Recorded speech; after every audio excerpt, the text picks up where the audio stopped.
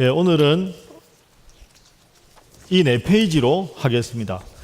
지난번에 우리가 갈릴리반도 그렇게 했는데 일부러 이 사이즈를 딱 맞게 제작했습니다. 그러니까 여러분 앞으로 이 교재는 여기다 딱 끼워 놓고 보시면 되겠습니다.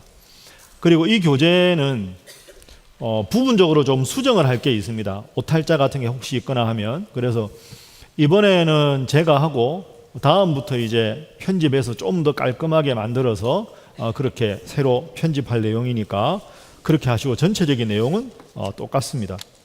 자, 1페이지부터 4페이지까지 다 공부하신 내용이니까 다 아실 줄 믿고 간단하게 넘어가도록 하겠습니다. 자, 성경 전체의 주제는 따라하겠습니다. 하나님의 나라. 그죠? 예수님께서 보여주신 하나님의 나라, 이게 성경의 주제입니다.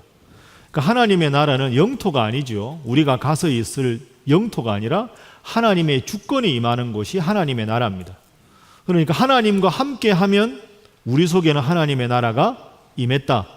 그래서 성경은 우리가 구약 성경 배운 대로 나는 너의 하나님이 되고 너는 나의 백성이 되고, 그래서 하나님과 내가 함께하면 그곳이 하나님의 나라다. 저 죽어서 가는 천국만 하나님 나라가 아니라 지금 이 순간에도 하나님을 마음에 모시면 하나님 나라, 예배당에 와 있는데 생각이 저쪽으로 가 있으면 안타까운 나라, 이렇게 되는 거죠. 하나님 나라, 하나님을 모시고 살아가는 것, 그게 주제입니다. 그래서 우리가 구약 성경 이번에 율법서 할 때 중요하게 생각했던 출애굽기 19장 5절 6절, 자, 화면 보겠습니다. 함께 한번 5절 6절 읽어봅니다. 시작. 세계가 다 내게 속하였나니 너희가 내 말을 잘 듣고 내 언약을 지키면 너희는 모든 민족 중에서 내 소유가 되겠고 너희가 내게 대하여 제사장 나라가 되며 거룩한 백성이 되리라. 너는 이 말을 이스라엘 자손에게 전할지니라. 아멘. 너희가 내 말을 잘 듣고 내 말을 지키면 모든 나라 중에 너희를 특별한 나라로 만들어 주겠다. 이걸 쉽게 생각하면 하나님이 신랑이고 우리가 신부인데 이 세상에 있는 모든 여인들 중에서 나만 사랑하면 내가 너를 특별한 나의 아내로 삼고 나의 모든 것을 너와 나누겠다, 이런 뜻이 되는 거죠. 그래서 이스라엘 백성들이 이해하고 하나님과 이스라엘 백성 사이에 따라하겠습니다. 나는 너의 하나님이 되고 너는 나의 백성이 되리라. 여러분, 이 구절이 구약 성경 전체에 나옵니다. 그러니까 하나님의 의도는 우리가 행복하게 살게 하기 위해서 내가 너를 지켜줄 테니, 나는 너의 하나님이 되어줄 테니 너는 나만 바라보고 내 말만 듣고 살아라. 나는 너의 하나님이 되고 너는 나의 백성이 되고, 그러면 하나님과 함께하니까 그곳이 하나님의 나라가 된다. 이게 구약 성경 전체 주제다 생각하시고요. 신약 성경 우리가 잘 아는 요한복음 3장 16절, 자, 함께 읽어봅니다. 시작. 하나님이 세상을 이처럼 사랑하사 독생자를 주셨으니 이는 그를 믿는 자마다 멸망하지 않고 영생을 얻게 하려 하심이라. 아멘. 그러면 하나님과 내가, 하나님 안에 내가 있고 내가 하나님 안에 있는 게 뭐냐? 그걸 구체적으로 보여주신 게 예수님입니다. 그래서 하나님이 세상을 너무 사랑하셔서 예수님을 보내주셔서 예수님 믿는 자마다 하나님의 자녀로 살게 해주셨다. 이게 신약 성경 전체의 주제가 되는 거죠. 자, 그래서 밑에 줄에 보면 구약은 하나님께서 애굽에서 출애굽 해방시켜 주셨는데 해방이 목적이 아니라 해방한 다음에 나는 너의 하나님이 되고 너는 나의 백성이 되는 하나님 나라를 구현해서 살아가는 것, 그게 구약 성경의 주제. 신약 성경은 죄로부터 우리를 구원해 주셨으니, 의롭다고 칭해 주셨으니 우리가 하나님이 내 안에, 내가 하나님 안에 있는 거룩한 삶을 살아가는 것, 그게 신약 전체의 주제다, 이렇게 생각하시면 되겠습니다. 자, 그럼 지금부터 우리가 수차례 반복했던 구약 성경 목록을 다시 한번 외워보도록 하겠습니다. 이제 다 아시겠죠? 제가 아무나 지명해도 딱 일어서시면 쫙 하실 수 있지 않겠습니까? 눈을 피하지 마십시오. 자, 긴장하면 안 되니까, 그죠? 창세기, 출애굽기, 레위기, 민수기, 신명기, 그 다음 뭐죠? 여호수아, 사사기, 룻기, 사무엘 상하, 열왕기 상하, 역대 상하. 이게 첫 번째 줄이었습니다. 두 번째 줄이 뭐였죠? 스느예요. 에스라. 그죠? 스, 느, 에스더, 욥기, 시, 잠, 전, 아사. 잘 하고 있습니다. 이런 뜻이죠. 그 다음이 세 글자씩 렘, 에, 겔, 단, 호, 열, 아모스, 오바댜, 암, 옵, yon. 마지막 줄은 미나. 그죠? 미나, 합, 습, 학, 습, 말. 잘 하셨습니다. 어유. 자, 여기서 구조를 생각하면 이 5권이 중요하고 그 다음이 이렇게 중요하다 이렇게 생각합니다. 요 처음에 5권은 뭡니까? 따라 율법서. 그죠? 이게 율법서입니다. 요 5권은 따라합니다. 시가서. 그래서 구약 성경을 우리가 목록을 외울 때 제일 중요한 첫 번째는 구약은 장르 순으로 돼 있다. 그래서 율법서가 있고 율법서와 시가서 사이에 있는 걸 크게 보면 뭐죠? 역사서입니다. 따라 역사서. 그러니까 율법서고 시가서인데 5권 사이에 있는 게 역사서고 이 뒤에 있는 거는 예언서다. 자, 따라합니다. 율법서, 역사서, 시가서, 예언서. 그러니까 이걸 다 외우기 헷갈리니까요. 앞에 5권 딱 떼고 욥기부터 5권을 딱 떼서 율법서고 여기는 시가서고 이 사이에 있는 건 대충 말하면 역사서, 세밀하게 말하면 또 다를 수 있으니까 이 뒤에는 예언서. 구조를 이렇게 생각하시면 되겠습니다. 그 다음에 또 하나 생각할 건 여기가 예언서인데 예언서가 제일 많이 헷갈립니다. 예언서에는 대예언서가 있고 소예언서가 있습니다. 대예언서, 소예언서의 기준이 뭐라 그랬죠? 분량입니다. 분량이 많은 게 대예언서입니다. 그래서 여기 자르면 이사야 66장까지 있죠. 이사야가 대예언서, 그 다음에 예레미야 52, 예레미야도 대예언서, 에스겔도 대예언서입니다. 그럼 애가는 예레미야가 남유다 멸망을 슬퍼해서 부르는 노래거든요. 예레미야 애가니까 예언서 시작해서 앞에 이사야, 예레미야, 에스겔은 대예언서, 그 다음에 다니엘은 묵시서에 포함되니까 호세아부터 제일 뒤에 말라기까지 12권은 따라하겠습니다. 소예언서. 이렇게 하면 구약 성경 목록은 끝이 납니다. 그러니까 이렇게 여러분 일단 기억하시고 다 지워보도록 하겠습니다. 이제는 지워도 자신이 있으시죠? 예, 대답이 없으시죠? 예. 자, 그러면 이렇게 하고 이제부터는 역사서부터 공부하겠습니다. 자, 1페이지 보시면 창세기, 출애굽기, 레위기, 민수기, 신명기가 율법서인데 하나님이 인간에게 주신 말씀, 화살표 방향이 위에서 아래로. 욥기, 시편, 잠언, 전도, 안하는 아가서는 하나님 믿는 우리가 하나님께 올려드리는 신앙의 고백. 그래서 방향은 위로. 이렇게 외우면 됩니다. 구약 성경 2번 전체 주제와 구분은 나는 너의 하나님이 되고 너희는 나의 백성이 되리라. 자, 넘어갑니다. 어유 빨리 넘어간다, 그죠? 예. 알아서 합니다, 제가. 자, 율법서 하겠습니다. 따라합니다. 율법서를 정확하게 알면 나머지 구약 성경은 어느 정도 알 수 있으니까요. 율법서 공부해 보면 앞으로 율법서를 생각하면 띄어쓰기를 잘해야 됩니다. 이렇게 창세기를 띄우고 출애굽기, 레위기, 민수기를 띄우고 신명기를 띄우고 이렇게 생각하셔야 쉽습니다. 창세기는 이제 나는 누구인가? 우리 이스라엘 백성들은 누구인가? 이 질문에 대해서 하나님께서 창조하셨다. 우리는 하나님께서 창조하셨다. 이게 전체적으로 보면 1장부터 11장, 12장부터 50장까지는 나는 누구인가 했을 때 나는 하나님의 백성이다. 그럼 하나님을 잘 믿은 우리의 선조들의 신앙이 어떠했는가를 소개하는 게 12장부터입니다. 12장에 맨 먼저 선조 누가 나올까요? 아브라함. 그래서 아브라함, 이삭, 야곱, 요셉. 요 네 인물이 나옵니다. 그러니까 창세기는 나는 누구인가? 우리는 누구인가? 우리는 하나님의 창조된 백성이다. 그리고 하나님의 창조된 백성 중에서 믿음의 위대한 선조들이 있어서 오늘 우리가 있게 되었다. 이게 창세기. 자, 그런데 요셉 이후에 애굽에서 노예 생활을 430년을 합니다. 그래서 애굽에서 탈출하는 이야기가 출애굽기. 자, 여러분 여기서 한번 기억을 해보시죠. 출애굽한 게 몇 년도입니까?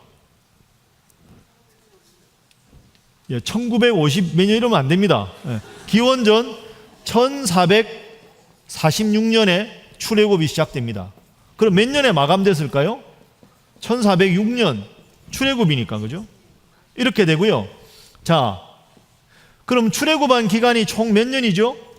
애굽에서 광야 생활이 40년. 그러면 신명기는 뭐냐 하면 출애굽을 했을 때 이스라엘 백성들이 광야 생활에서 다 죽죠.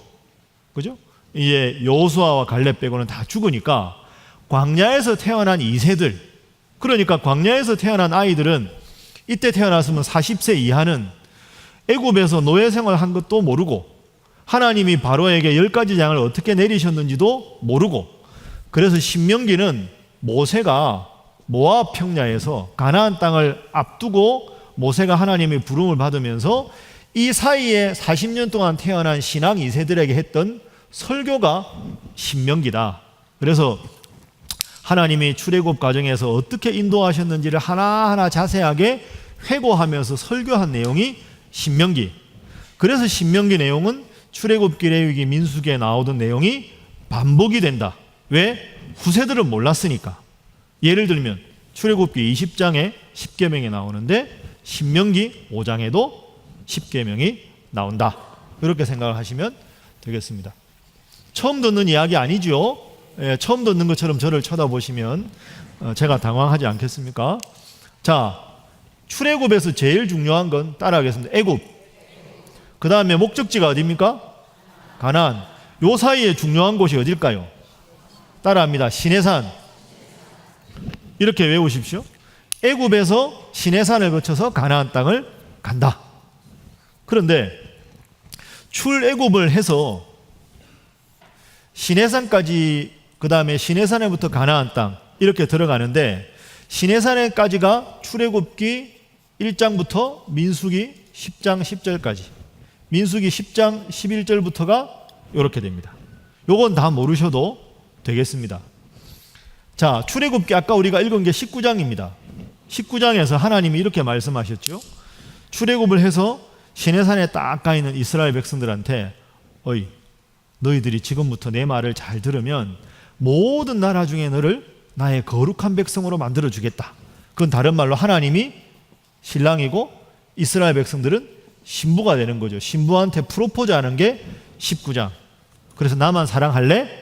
하니까 19장 8절에 보면 이스라엘 백성들이 예, 하나님만 사랑하겠습니다. 이렇게 이야기합니다. 좋다. 그래서 둘이가 부부가 된 거죠. 출애굽기 19장. 부부가 되면 기본적으로 지켜야 될 서로에 대한 규칙이 있을 거 아닙니까? 그게 뭘까요? 따라합니다. 10계명. 여러분, 다 한 겁니다, 이거.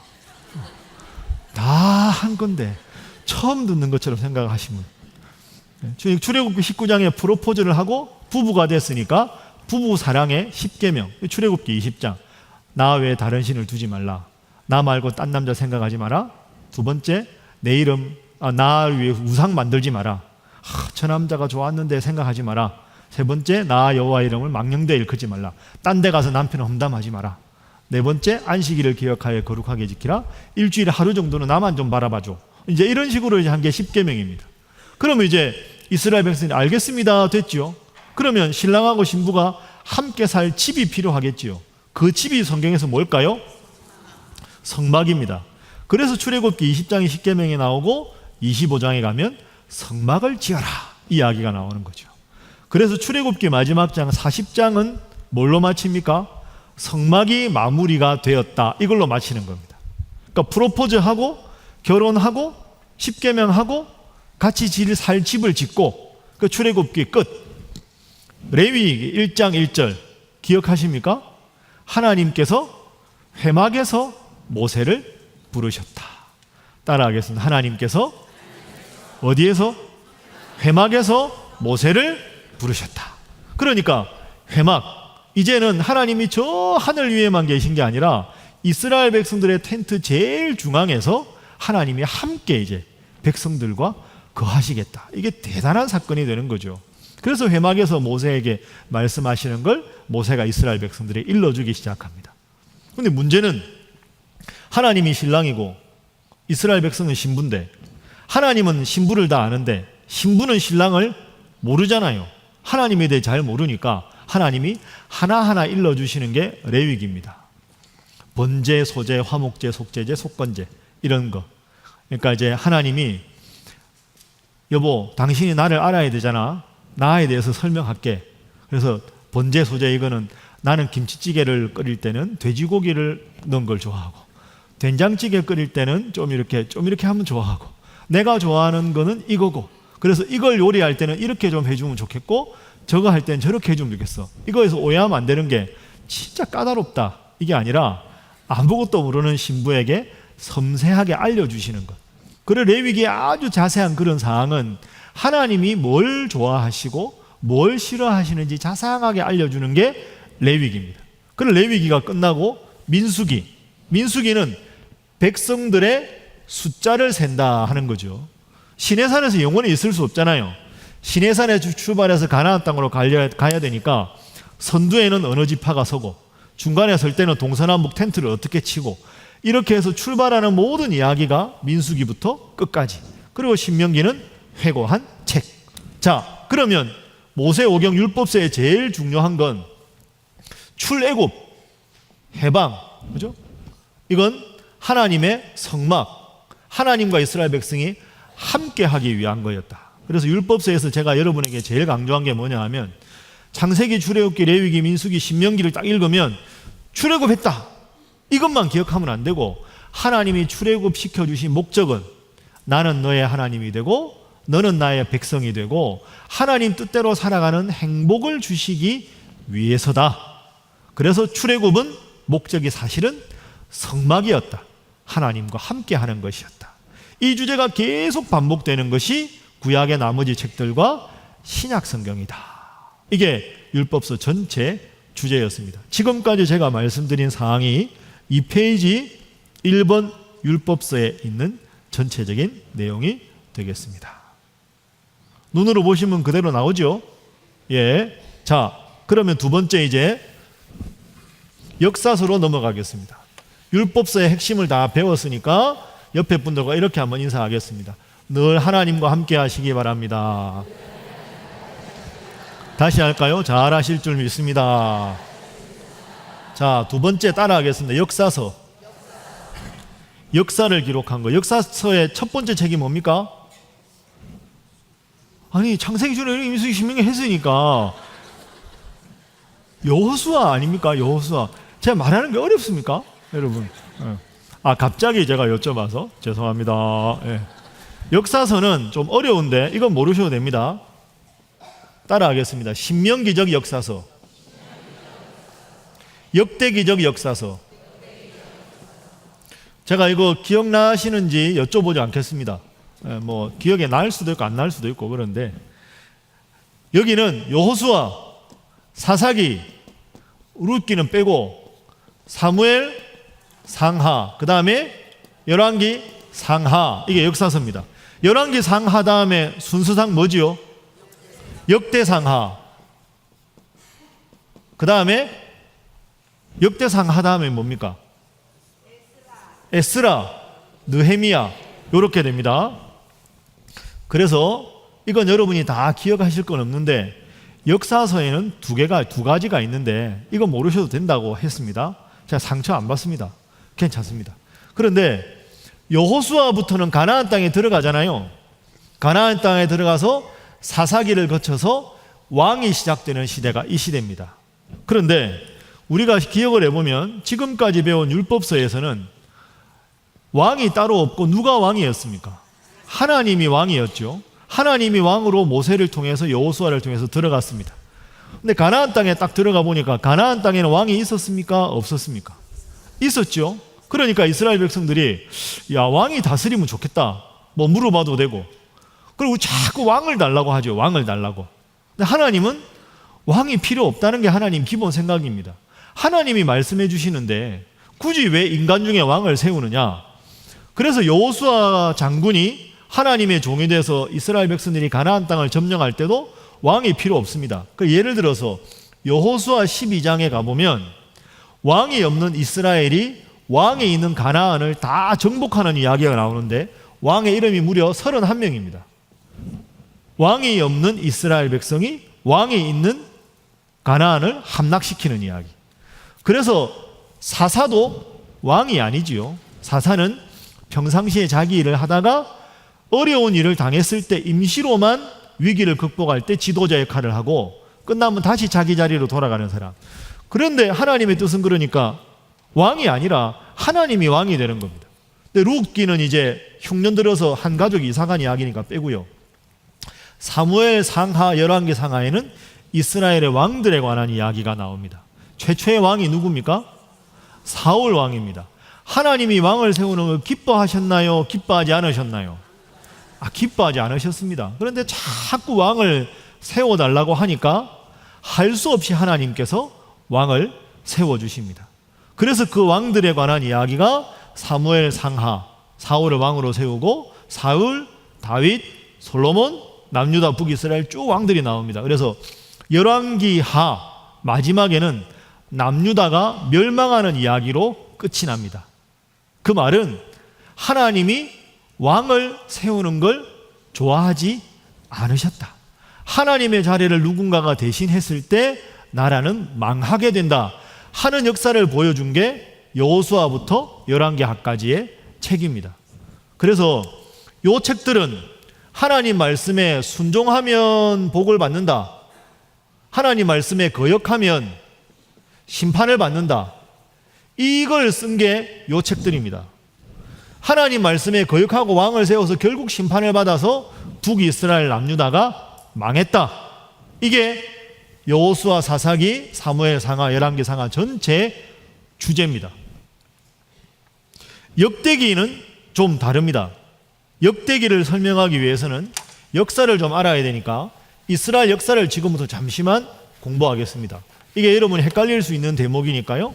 기지개를 한번 일단 켜도록 하겠습니다.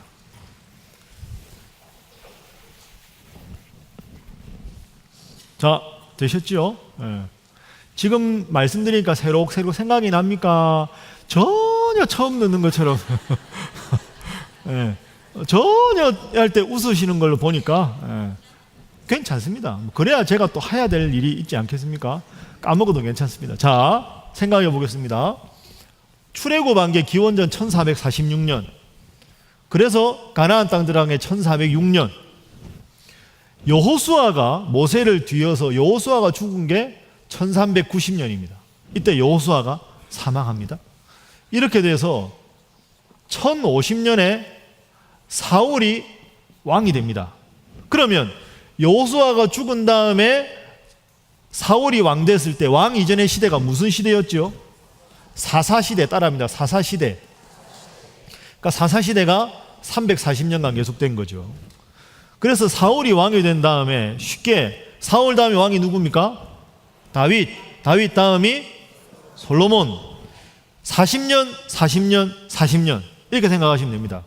그렇게 돼서 931년에 여기서부터 나라가 달라집니다. 한 나라였는데 따라합니다. 북이스라엘, 남유다.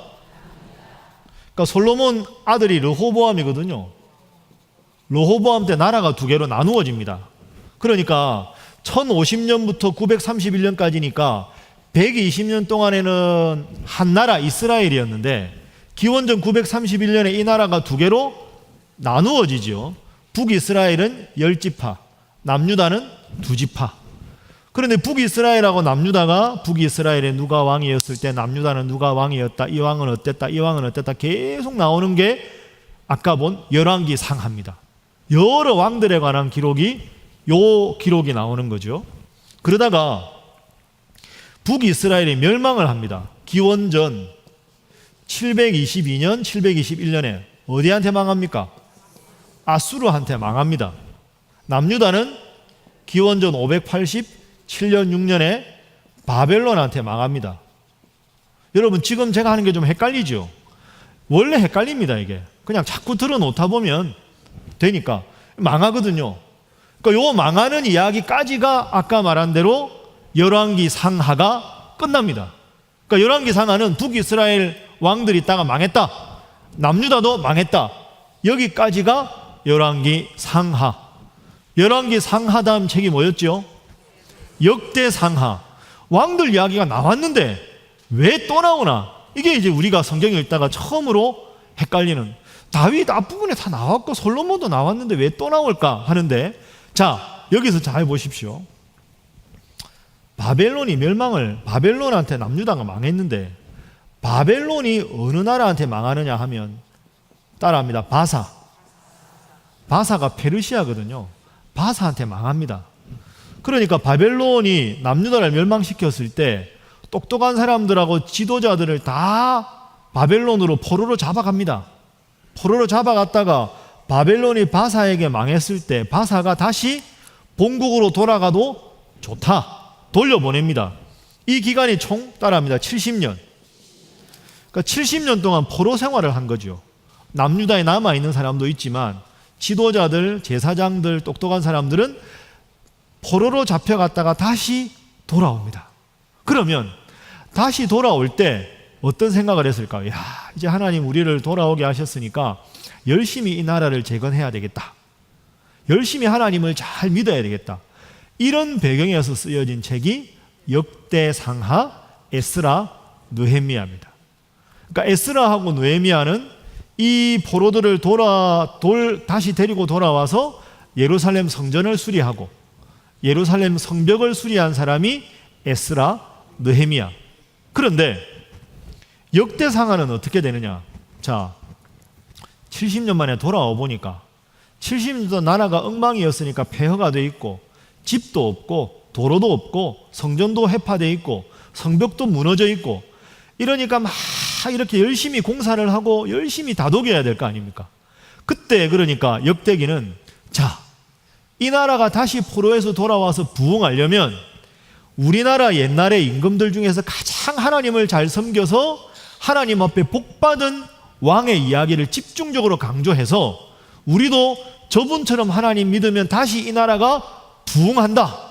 이걸 목적으로 쓰여진 게 역대기 상하가 되는 거죠. 그러다 보니까 역사적으로 가장 위대한 왕이 누구였습니까? 다윗, 또 그의 아들 솔로몬. 그래서 역대기 상하는 다윗과 솔로몬 이야기를 집중적으로 다시 강조해서 우리도 다윗처럼 하나님 잘 믿으면, 솔로몬처럼 하나님 잘 믿으면 나라가 다시 부흥할 수 있다. 이 이야기를 쓴 거죠. 그래서 아까 말한 사무엘 상하, 열왕기 상하에는 다윗과 솔로몬을 말할 때 훌륭한 점도 있지만 잘못한 점도 많이 부각시켰는데, 이 역대기 상하에는 다윗과 솔로몬의 실수가 거의 나오지 않고 잘한 것만 집중적으로 강조합니다. 그래서 다윗 솔로몬 이야기가 새로 나오지만 순종하면 복을 받고 잘못하면 심판받는다. 이게 열왕기 상하의 주제. 역대기 상하는 잘하자, 잘하면 하나님이 복을 주신다. 누구처럼? 다윗과 솔로몬처럼. 그래서 여기서 열왕기 상하, 역대 상하가 나뉘어진다. 그리고 돌아와서 아까 말씀 성전 짓고 성벽 진거한 게 에스라, 느헤미야다. 여기까지가 역사서가 되겠습니다. 자, 옆에 분들과 인사 한번 하겠습니다. 역사서도 마쳤습니다. 다시 합니다. 집중하시기 바랍니다. 자, 다시 한번 기지개 켜겠습니다. 이 신구약 66권을 하루에 한다는 건 어려운 일입니다. 그러니까 여러분들 그냥 흐름만 자꾸 이렇게 가랑비에 옷 젖듯이 그렇게 들으시면 되겠습니다. 자, 지금까지 말씀드린 게 역사서입니다. 역사서. 세 번째 갑니다. 따라합니다. 예언서.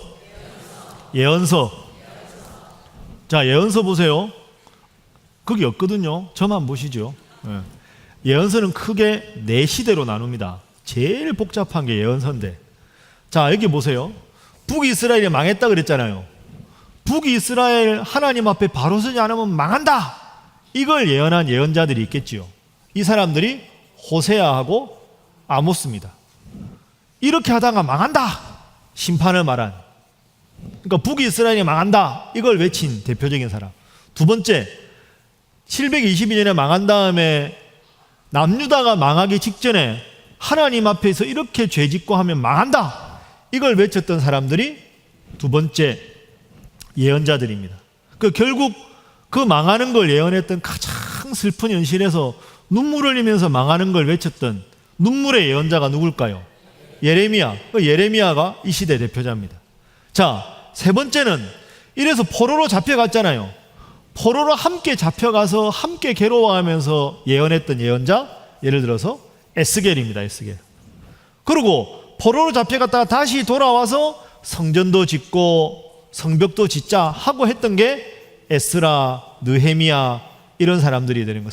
에스라, 느헤미야 이런 예언자가 되는 거죠. 그리고 예언자는 북이스라엘 멸망 당시에 활동했던 예언자, 남유다 멸망기에 활동했던 예언자, 포로로 함께 가서 예언했던 예언자, 포로로 돌아와서 예언했던 예언자, 네 개의 시대로 나눌 수 있다.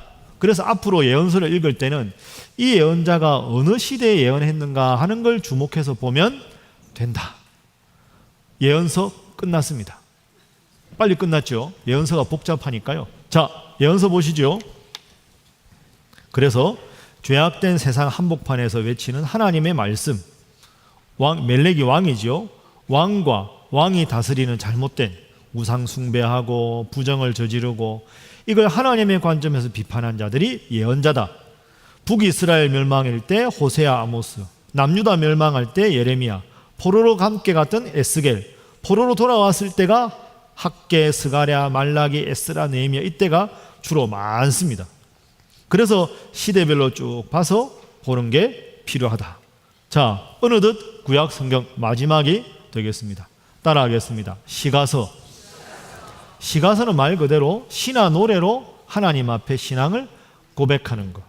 욥기 주제가 뭡니까? 고난. 하나님 잘 믿는 내가 왜 고난을 당합니까? 이 주제에 대해서 욥기. 하나님을 찬양하는 책이 시편. 하나님을 경외하는 게 지혜다. 잠언. 인생 다 살아봐도 하나님 믿는 게 제일 중요하다. 전도서. 그 다음에 하나님과 우리의 사랑을, 남녀의 사랑을 표현한 아가서.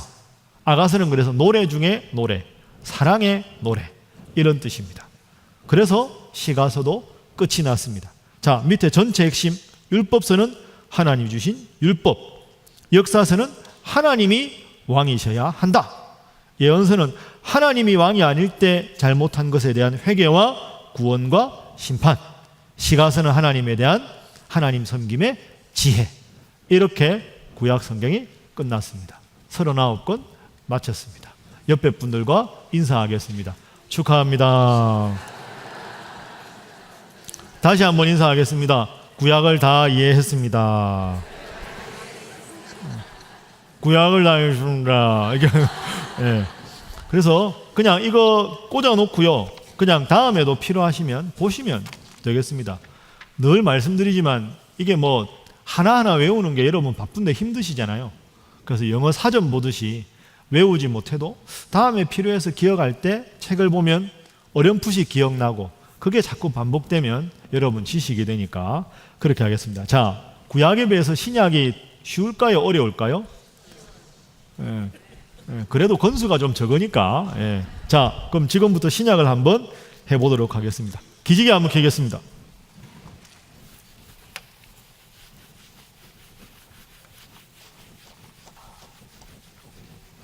좋습니다. 자, 그래도 피곤한 시간이니까 몸을 왼쪽으로 돌려서 어깨를 한번 주물러 줘 보도록 하겠습니다.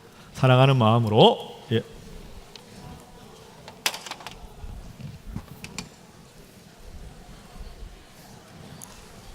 아, 좋습니다. 예.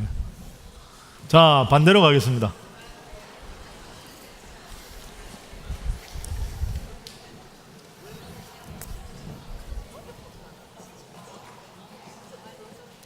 자, 바로 앉겠습니다.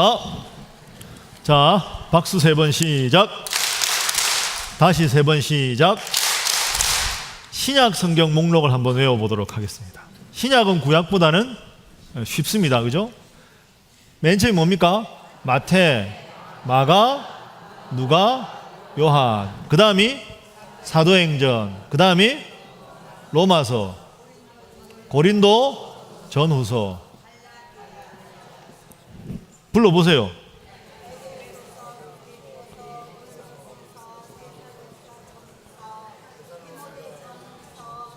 왜? 아니요, 순서를 해보십시오.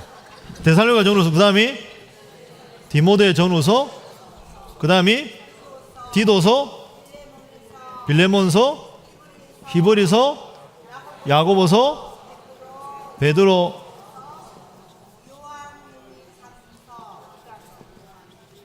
그 다음에 유다서, 계시록. 이렇게 되겠죠. 자, 마테마가 누가 요한은 뭡니까? 따라합니다. 복음서. 뒤에 복음으로 끝나는 게 복음서입니다. 그죠? 사도행전은 역사서입니다. 그러니까 초대교회가 어떻게 흘러갔는가 역사를 기록한 게 역사서고요. 로마서부터 전체는 따라합니다. 서신서. 이제 개인한테나 교회한테나 편지를 보낸 거니까 서신서. 계시록은 예언서라고도 하고 묵시서라고도 합니다. 같은 말입니다. 역사에 희망이 없다는 걸 강조할 때는 묵시서, 미래에 관한 일, 하나님의 특별한 뜻, 예언서 이렇게 보시면 되겠습니다. 신약 성경은 그러니까 맨 앞에 복음자 들어가는 건 복음서, 사도행전은 역사서, 맨 뒤에 나오는 계시록은 예언서, 그 사이에는 서신서. 서신서 다 안 외워도 순서를 외우면 어렵지가 않습니다. 자, 여러분 제가 지금 하는 게 처음 하는 게 아니고요. 교재 한번 보시죠. 11페이지 다 나옵니다. 여기. 예.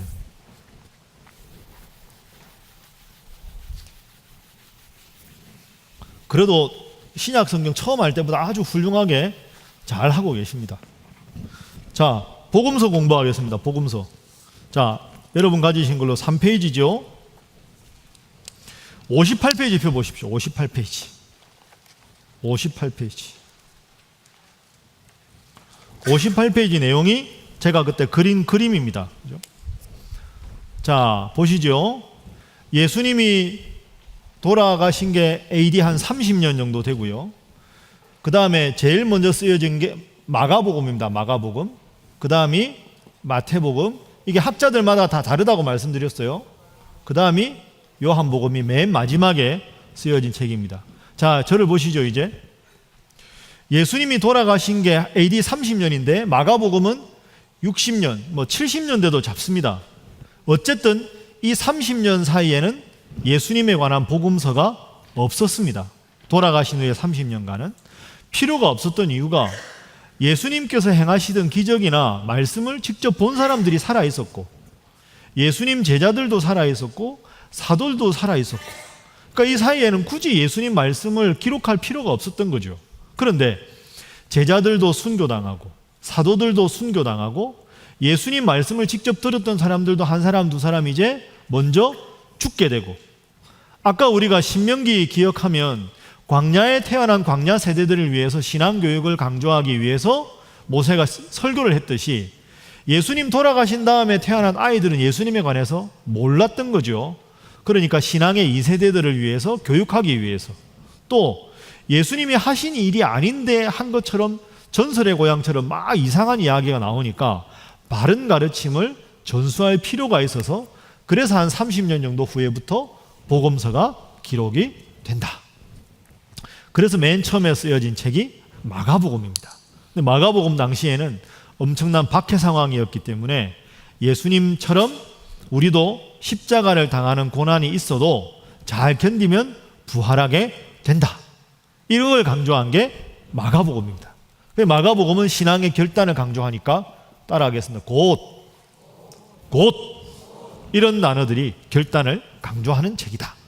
자, 마태복음은 AD 90년에 얌니아라는 곳에서 예수님을 반대하는 종교 지도자들이, 여러분 책 안 봐도 됩니다. 저만 보시면 제가 알아서 한다니까요. 저만 보시죠. AD 90년에 예수님을 반대하는 종교 지도자들이 모여가지고 구약 성경만 성경이고 예수는 구약에서 예언한 예언자가 구원자가 아니다. 이렇게 되니까 유대인들 중에서 예수님 믿으려는 사람들이 주춤주춤하게 되니까 마태가 구약에 예언된 그 구원자 메시아가 바로 예수님이다. 이걸 강조하기 위해서 쓴 책이 마태복음이다. 그래서 마태복음은 마가복음에 예수님이 하신 일에 플러스해서 독자들이 주로 유대인들이기 때문에 구약 성경에 잘 아는 유대인들을 위해서 마태복음 1장 1절 아브라함과 다윗의 자손 예수 그리스도의 세계 족보다. 그걸 딱 읽으면 유대인들이 아브라함 다윗 최고인데 그분들의 후손이 예수님이네. 아브라함이 이삭을 낳고 쭉 족보를 통해서 예수님이 구약에 예언된 메시아라는 걸 증명하는 게 강조됐다. 그래서 마태복음을 읽어보면 구약 성경에 예언된 예언이 예수님에게서 어떻게 성취되었는지, 그래서 일러스되 뭐 이렇게 이사야가 말한 누가 말하기를 해서 구약 인용을 많이 한 게 마태복음이다. 그리고 마태복음 5장부터 7장까지가 산상부원인데 논리도 중요하지만 유대교인들보다 예수 믿는 사람들이 더 거룩하게 살아야 전도가 될 거니까 마태복음 5장 20절에 너희 의가 서기관과 바리새인보다 낫지 못하면 결단코 천국에 가지 못한다. 5장 48절 하늘에 계신 아버지의 온전 완전하심 같이 너희도 완전하라. 거룩한 삶을 강조하고 구약을 주로 말한 것이 마태복음이다. 누가복음은 주로 이방인들을 대상으로 쓰여진 책이다.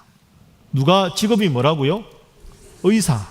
그래서 아주 자세하게, 그래서 가난한 사람, 소외된 사람, 이방인들, 그 다음에 여인들, 이런 분들을 향해서도 한없는 사랑을 해주신 예수님의 모습을 매우 강조한 게 누가복음이다. 성령을 또 많이 강조하고, 그리고 이 책이 다 쓰여진 다음에 맨 마지막에 쓰여진 책이 요한복음이다. 요한복음은 참으로 위대한 책이다. 예수님 믿으면 구원을 얻는다는 주제를 가장 잘 드러낸 위대한 복음서가 요한복음이다. 참 요한복음은 훌륭한 책입니다. 3장 16절 있고 요한복음 20장 31절을 보면 이것을 기록한 것은 예수님 믿고 구원 얻게 하기 위한 것이 성경의 기록의 목적이다. 그래서 복음서는 앞에 나와 있는 복음서를 참조도 하고 이런 특별한 의도 하에서 쓰여졌기 때문에 중복되는 기사도 있고 특별하게 예수님의 모습을 더 부각시킨 내용도 있다. 그래서 사복음서는 비슷하면서도 차이가 드러난다. 이게 사복음서가 되겠습니다. 자, 지금까지 말씀드린 내용이 3페이지 박스 안에 있는 내용이 되겠습니다. 사도행전 따라합니다. 역사서. 사도행전은 초대교회의 역사 발전을 쓴 겁니다. 예수님 돌아가신 게 AD 한 30년 정도라고 말씀드렸잖아요. 그 이후에 초대교회가 어떻게 발전했는지, 그래서 사도행전의 영어로 acts 이렇게 씁니다. 사도들의 했던 일들을 쭉 이렇게 말하니까. 그러면 예루살렘 교회는 유대인들을 위한 것이고 안디옥 교회가 이방인들을 위한 것이고, 이걸 위해서 주로 한 사람은 베드로, 이방인 선교를 위해서 노력한 사람이 누구죠? 바울. 그래서 사도행전 1장부터 12장까지는 주로 베드로 이야기, 13장부터 28장까지는 바울 이야기. 그래서 예루살렘 교회를 중심으로 이스라엘로, 안디옥 교회를 중심으로 소아시아 전체로 복음이 확장되는 초대교회 역사를 쓴 게 사도행전이다. 그게 사도행전 전체 내용이 되겠습니다. 로마서 가보겠습니다. 로마서는 기독교가 뭘 믿는 종교인가를 가장 잘 설명한 책이 어느 책이다? 로마서다. 그래서 로마서는 죄, 구원, 성화 이런 주제가 많이 나옵니다. 1장부터 8장까지는 기독교 복음의 핵심, 9장부터 11장은 유대인과 이방인이 어떤 관계가 되는가, 12장부터 16장까지는 우리가 믿는 사람으로 어떻게 살아야 하는가, 이게 제일 조직적으로 잘 설명된 책이 로마서. 그 로마서는 어렵습니다. 그러나 꼭 읽어야 되는 중요한 책입니다. 그 밑에 요한계시록. 끝났네. 아닙니다. 로마서와 요한계시록 사이에 수많은 책들이 있습니다. 그 책들의 내용이 4페이지가 되겠습니다. 4페이지 보시죠. 왜 4페이지부터 하느냐? 박스에 다 안 들어가서 따로 4페이지로 뺐습니다. 4페이지 하고 3페이지로 가겠습니다. 자, 신약 성경 서신서들의 각 권의 이름 및 주제, 제가 임의로 정리했는데 갈라디아서는 주제가 뭡니까? 따라합니다. 자유의 복음. 갈라디아서는 6장까지거든요. 그래서 로마서에 있는 기독교의 핵심을 좀 더 간략하게 정리해 놓은 게 갈라디아서다. 별명이 작은 로마서다. 하나하나 하지 않습니다. 고린도 전서 후서는 세상 속에 있는 교회가 있는 많은 문제가 있습니다. 교회 성도들끼리 있다 보면 싸우기도 하고 뭐 또 누가 신령하다더라, 누구는 방언을 못한다더라 한다더라, 뭐 엄청나게 복잡한 교회 안에 있는 문제에 대해서 하나하나 해결책을 주는 것이 고린도 전서, 고린도 후서다. 그래서 교회 안에 있는 다양한 문제들에 대한 바울의 대답이 나온다. 에베소서의 주제가 뭡니까? 교회. 교회가 뭐 하는 곳인가에 대해서 알고 싶으면 에베소서를 읽으면 좋습니다. 빌립보서는 주제가 따라합니다. 기쁨. 주 안에서 기뻐하라 하는 거죠. 빌립보서를 바울이 어디서 썼습니까? 감옥에서 썼습니다. 감옥에서 썼는데 언제 돌아가실지 모르는데 기뻐하라. 참 바울의 수준이 대단한 수준입니다. 참, 옆에 분들과 인사하겠습니다. 수준을 높이시기 바랍니다. 한 번 더 할까요? 바울을 본받으시기 바랍니다. 참, 우리는 편해도 기뻐하기가 쉽지 않은데 감옥에서 순교를 앞두고 기뻐하라. 이 4장 중에 16번 나옵니다. 빌립보서가 4장까지밖에 안 되는데 기뻐하라, 기뻐하라. 참, 예. 골로새서는 단순한 복음. 뭔가 율법도 지켜야 되고 많은 걸 지켜야 될 것 같은데 예수 믿으면 구원받는다. 이거 좀 뭔가 부족한 거 아닌가? 자꾸 그래서 이것도 해야 되고 저것도 해야 된다는 것에 대해서 단순한 예수 믿음 구원 얻는 거지만 그게 가장 분명한 복음이다. 단순하지만 완전하다. 예수 믿는 것, 그게 골로새서. 데살로니가 전서 후서는 재림입니다. 재림. 예수님 재림이 언제 오나? 왜 빨리 안 오시나? 빨리 천국 가고 싶은데 벌써 왔다더라. 저기는 뭐? 그럼 우리는 뭐 이런 이제 복잡한 문제에 대해서 재림신앙에 대해서 올바른 재림신앙은 언제 오시더라도 깨어있는 것이 필요하다. 그게 주제가 되겠습니다. 지금도 주무시면 안 되겠습니다. 주무시는 분 안 계시, 늘 깨어있어야 되겠습니다. 그게 데살로니가 전후서의 주제입니다. 빌레몬서는 복음이 사회 변혁을 가져온다. 이 빌레몬의 종이 오네시모인데 이 오네시모가 종인데 복음 안에서 이제 풀어줘라. 해방시켜 주십시오. 복음은 그런 겁니다. 하고 빌레몬에게 바울이 부탁하는 책. 그래서 복음이 우리의 삶과 사회를 변화시킨다 하는 게 빌레몬서의 주제입니다. 디모데 전후서 디도서는 디모데가 바울의 영적인 아들이니까 목회 잘 하라. 글에 대해서 목회하는 디도에게 목회 잘 하라. 이런 책이 디모데 전후서 디도서가 되겠습니다. 여러분 자녀분이 혹시 목회를 하시거든 이 책을 잘 읽고 열심히 기도하시면 되겠습니다. 특별한 해당 사항 없으니까 넘어갑니다. 히브리서 대제사장이신 예수님이다. 예수님은 한 번에 모든 인류를 위해서 완전히 십자가에 대속, 우리 죄를 속하셨다. 그래서 매년 반복할 것이 없는 완전한 십자가의 능력, 그게 히브리서입니다. 야고보서는 바른 믿음은 행동을 수반한다. 머리만 커가지고 이제 아는 건 많은데 아는 것만 맞는 게 믿음이 아니라 알기에 달라지는 것까지가 믿음이고 경건이다. 그렇게 살아야 된다. 야고보서. 베드로 전서는 우리가 하나님 믿는데 왜 이 세상에서 고난을 받을까? 고난 받는 게 당연하다. 세상과 다르게 살아가니까. 우리는 저 천국을 바라보는 순례자다. 그렇게 강조하는 게 베드로 전서. 베드로 후서하고 유다서는 예수님은 진짜 온다 그래놓고 왜 이렇게 안 오시나? 빨리 오시지. 자꾸 이렇게 답답해하는 분들한테 재림이 늦어지는 건 그만큼 전도의 기회가 넓어지는 은총의 기회다. 그것 가지고 자꾸 조급하게 생각하지 마시라. 이게 베드로후서, 유다서. 요한 1, 2, 3서는 주제가 하나입니다. 따라합니다. 사랑. 주님 안에서 사랑하라 하는 것이 요한 1, 2, 3서입니다. 자, 요한 1, 2, 3서를 배웠으니까 실천을 해보도록 하겠습니다. 그윽한 눈빛으로 좌우를 바라보면서 주님 안에 사랑합니다.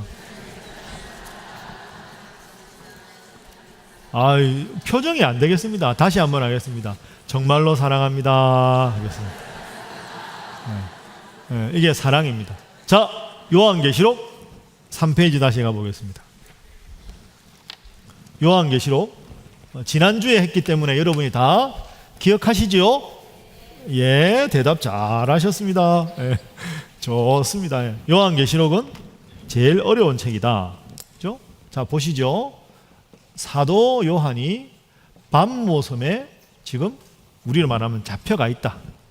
그런데 소아시아의 7교회, 전 세계 교회를 대표하는 7교회에다가 지금 도미티안 황제가, 제2의 네로라는 별명을 가진 도미티안 황제가 예수님 믿는다고 박해하지만 박해를 잘 견뎌라. 그래서 요한계시록의 주제는 내가 열흘 동안 10일 동안 환난을 받을 것이나 잘 견디면 생명의 면류관을 주님께서 주실 것이다. 박해를 잘 견뎌라. 이런 환난 중에 승리를 위해서 편지를 쓴 건데, 문제는 이 편지가 나갈 때 로마 군인들이 검열을 한다는 거죠. 그래서 검열을 피하고 신앙생활 잘 하라고 격려하기 위해서 복잡한 상징이나 숫자나 수수께끼 같은 표현으로 고도의 암호처럼 쓴 책이 요한계시록이다. 그래서 요한계시록은 어렵다. 이걸 여러분이 일단 알아두셔야 됩니다. 제일 문제가 되는 게 666하고 14만 4천 명인데, 666은 도미시안 황제, 도미티안, 제2의 네로라는 별명을 가진 도미티안 황제.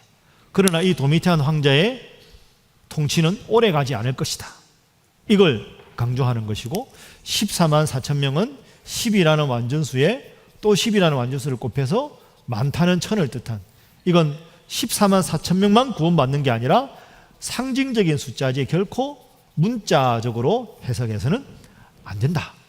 이게 우리가 요한계시록 공부할 때 중요했던 첫 번째 점이고, 두 번째는 요한계시록을 읽을 때마다 우리가 늘 헷갈리는 게 너무 복잡한 내용이 나오는데, 자, 따라하겠습니다. 인, 나팔, 대접. 7인, 7나팔, 7대접.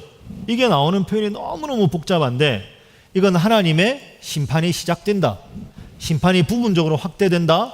전면적으로 확대된다. 그래서 인, 나팔, 대접은 나선 형식 점층 구조로 되어 있다. 점점 깊어진다. 그런데 이게 첫 번째부터 세 번째, 네 번째, 다섯 번째, 여섯 번째, 일곱 번째 인의 내용이 7나팔이 이렇게 되는 것이고, 일곱 번째 나팔의 내용이 7대접이 된다. 그래서 일곱 번째 대접이 끝나는 게 16장이다. 이거는 음녀 바벨론의 멸망이다. 바벨론은 바로 로마의 도미시안 황제를 뜻한다. 그래서 지금 이 인나팔 대접으로 쭉 연결되는 것은 하나님을 대적하는 도미시안은 결국 망하게 될 것이다 하는 것이 주제다. 그리고 마지막으로 요한계시록에서 제일 중요한 것은 인을 떼시는 분이 어린 양이다. 그죠? 예수님이다. 그러니까 앞으로 어떤 심판이 오더라도 이 모든 심판을 주관하시는 분은 어린 양, 하나님이 주관하시고 예수님께서 집행하신다. 그리고 나팔을 불고 대접을 쏟는 것도 하나님의 수행자인 천사가 한다. 그래서 요한계시록의 전체 주제는 그 어떤 환란이 와도 인과 나팔과 대접의 환란도 하나님의 주제에서 벗어난 심판은 없다. 그래서 우리가 하나님을 잘 믿으면 그 어떤 환란과 고통 가운데서도 하나님이 우리를 보호해 주신다. 그래서 요한계시록에 나오는 극심한 두려운 그런 내용들 가지고 두려워 떨 게 아니라, 하나님을 믿는 나는 하나님께서 이런 어려움 속에서도 보호해 주신다 하는 것이 계시록의 주제다. 자, 그게 3페이지 내용이 되겠습니다. 밑에 보시면, 눈으로 읽어보시면 다 아시겠습니다.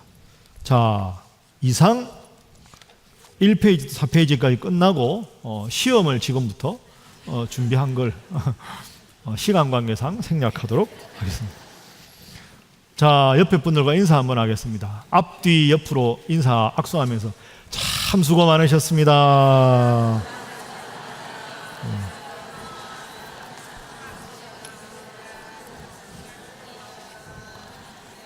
예, 여러분, 아유, 진짜 수고하셨습니다. 저녁도 드신 분도 있고, 빵 하나 드시는 분도 있고, 늦게 오셔서 못 드시는 분도 있는데, 정말로 감사합니다. 12주 중에서 9주 이상 하신 분들은 수료하게 되고, 혹시 못 오신 분들 중에 중간에 내용이 궁금하신 분들은 홈페이지에 들어가 보시면 이 영상하고 이 자료들이 있습니다. 그래서 그걸 보시고, 또 수료증이 꼭 필요하신 분들은 그걸 해서 이렇게 숙제를 사무국 가서 용지를 가지고 하시면 그 숫자에 맞춰서 수료증을 발급해 드리도록 그렇게 하겠습니다. 말씀 속으로가 이제 지난 가을에 갈릴리반 했고요. 이게 베다니반 하고 가을에 뭐 할까요? 예루살렘반을 합니다. 따라하겠습니다. 예루살렘반. 예루살렘반이 이제 신입반부터 신입반 이제 처음에 입문반, 갈릴리반, 베다니반, 예루살렘반. 예루살렘반의 4단계 마지막입니다. 가을에는 예루살렘반을 이제 공부합니다. 가을에는 뭘 공부하느냐? 저희 목사님들이 대충 커리큘럼을 짠 바로는 세계 교회 역사를 공부합니다. 전 세계 교회가 어떻게 역사가 되는지, 그 다음에 한국 교회 역사, 그 다음에 선교의 역사, 이제 세계 교회, 한국 교회, 선교까지 하면 바르지 못한 가르침을 공부해야 되니까 2단, 대표적인 2단이 왜 2단인가? 이제 이런 내용 위주로 공부하고 필요에 따라서 공부하고, 장로교가 도대체 뭔가, 장로교의 직제, 우리 교회가 속해 있는 우리 장로교의 특징, 이런 걸 공부합니다. 그러니까 이번에는 성경으로 했다면 다음에는 전 세계를 아우르는 엄청난 스케일로 이제 공부를 하셔야 되겠습니다. 신학교에서 몇 년 공부할 내용을 여러분들은 한 학기에 교회가 수준이 있기 때문에 저는 대신에 이제 여름 내내 이제 그걸 써야 되겠죠. 그 큰 걸 어떻게 해야 될까? 이제 목사님들하고 한번 기도하고 노력을 해야 되겠습니다. 그래서 2단계, 3단계까지 열심히 잘 해주셨으니까 예루살렘반에도 함께 해주시기를 주님 이름으로 부탁합니다. 에헤이, 안 되겠습니다. 그래가지고 주님 이름으로 부탁합니다. 옆에 분들과 악수하겠습니다. 예루살렘반에서 다시 뵙겠습니다. 한 번 더 하겠습니다. 말씀만 하지 마시기 바랍니다. 자, 12주 동안 여러분 참 수고하셨습니다. 제가 12주 동안 밑에서 목양실에서 올라올 때마다 이 많은 내용을 오늘은 어떻게 주어진 시간 안에 하루 종일 일하고 피곤하신 분들인데 이걸 어떻게 해야 될까 늘 사실은 초조하는 마음으로 기도하는 마음으로 때로는 걱정하는 마음으로 그리고 올라왔습니다. 그 올라와서 이 엄청나게 복잡한 내용을 할 때마다 참 우리 교회 성도들이 훌륭한 분들이다. 하루 종일 이렇게 피곤한데 어떻게 이렇게까지 잘 들어주실 수 있을까? 그러니까 공부하는 저도 많이 여러분 통해서 힘을 얻고 하나님이 참 우리 교회를 사랑하신다 그런 느낌을 받았습니다. 여러분 앞으로도 하나님 말씀을 읽고 배우는 일에 더 힘을 기울이셔서 우리 교회가 늘 지향하는 대로 건강한 교회, 행복한 성도 여러분 다 되시기를 주님 이름으로 축복합니다. 자, 우리 모든 영광을 하나님께 영광의 박수를 한번 하겠습니다. 네. 제가 기도하고 축도하고 마치겠습니다. 하나님 감사합니다. 모든 영광을 하나님께 올려드립니다. 참 부족하고 죄 많은 저희들을 하나님 믿게 하시고 하나님 자녀 삼아주시고 또 우리 좋은 교회, 행복한 교회, 신일교회 일원으로 저희를 써주심에 감사합니다. 하나님 이런저런 인간의 삶에 어려움이 있고 가정에도 어려움이 있고 교회도 어려움이 있었지만 그러나 말씀으로 하나가 되게 하시고 말씀을 열심히 배우고 말씀대로 실천하고자 하는 열심을 우리 신일교회 성도들에게 허락하심에 감사합니다. 이 열쇠는 평생 변치 않고 만세반석으로 말씀 위에 굳건하게 서는 우리 성도들이 되게 하여 주옵소서. 우리 신일교회가 되게 하여 주옵소서. 하나님 배우고 확신한 일에 거하라는 말씀 붙잡고 12주간 열심히 공부하고 찬양하며 기도한 이분들에게 함께 하시고 이번에 배운 공부가 평생의 굳건한 토대가 되어 말씀을 바로 읽고 바로 깨닫고 바로 실천하는 모든 분들 되도록 하나님 함께하여 주옵소서. 앞으로도 우리 신일교회가 치우침이 없는 걸음으로 말씀 위에 한결같이 바로 서는 교회, 시대의 변화를 분명히 직시하고 시대를 개혁하고 하나님께로 인도하는 항상 새롭게 변화되는 우리 신일교회가 되게 하여 주옵소서. 하나님 앞에 이렇게 헌신하는 귀한 성도들 꼭 기억하여 주시고 30배, 60배, 100배의 큰 은혜로 채우시고 역사하여 주옵소서. 지금은 우리 주 예수 그리스도의 은혜와 우리 아버지 하나님의 사랑하심과 성령님의 교제하심이 배우고 확신한 일에 거하기 위하여 성경 말씀을 체계적으로 이해하고 이 이해를 바탕으로 더욱더 말씀을 가까이 하기로 다짐하고 이전을 떠나는 사랑하는 신일의 모든 성도들과 이들에 나아가는 길 위에 주님 친히 핏값으로 사신 우리 신일교회 위에 지금부터 영원히 함께 하시기를 간절히 축원하옵나이다. 아멘.